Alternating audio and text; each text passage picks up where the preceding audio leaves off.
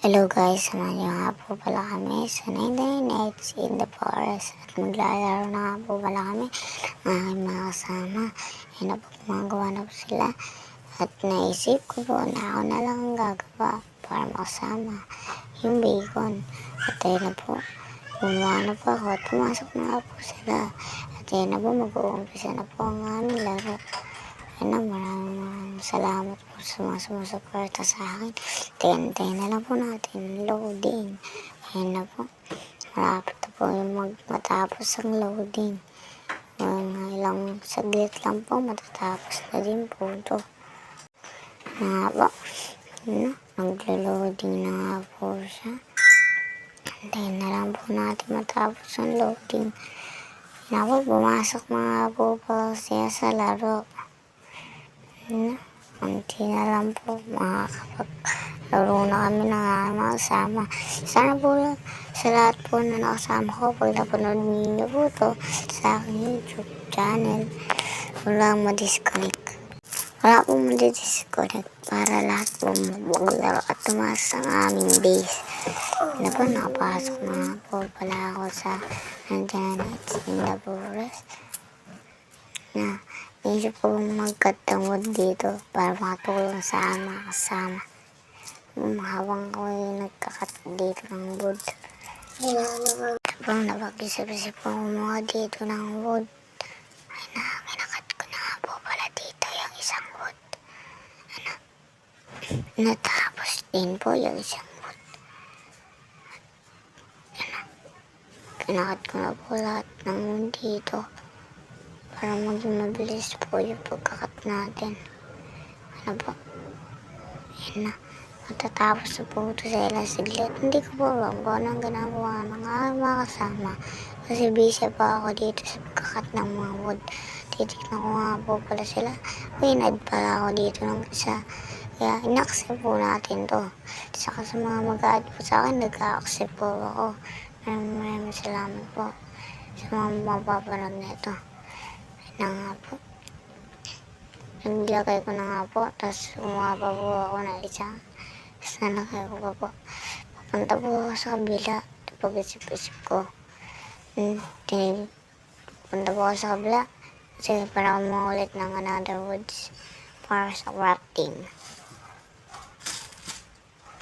Na po. Nagpuputol ko na nga po itong isang wood. Nagkikita ko nga po yung isang kasama ko doon. Habang nagpuputol din siya ng wood.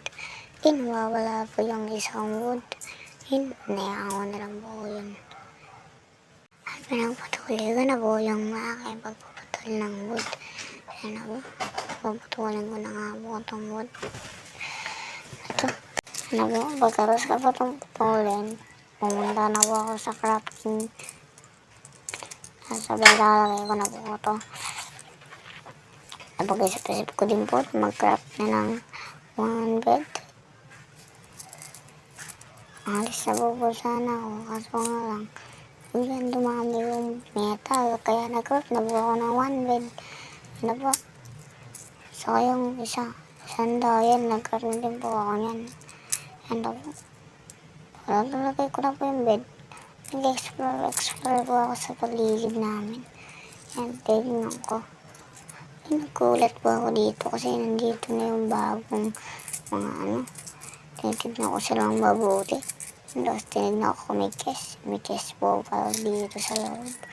Tinignan ko yung mga kasama ko sa mapa. Kala ko, nang mawala sila, tapos nakakuha po ako ng good axe. At sabay, nagputol, naisip-isip ko po, puputol muna ako ng puno habang gabi pa.